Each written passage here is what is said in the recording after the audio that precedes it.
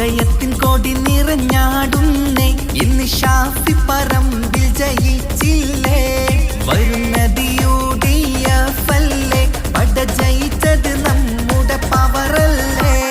വിജയത്തിൻ കൊടി നിറഞ്ഞാടുന്നേ ഇന്ന് അടിമുടി കളി പൊടി പാറുന്നേ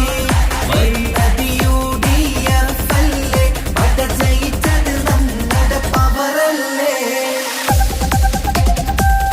വിജയത്തിൻ കൊടി നിറഞ്ഞാടുന്നേ ഇന്ന് ഷാഫി പറമ്പിൽ ജയിച്ചില്ലേ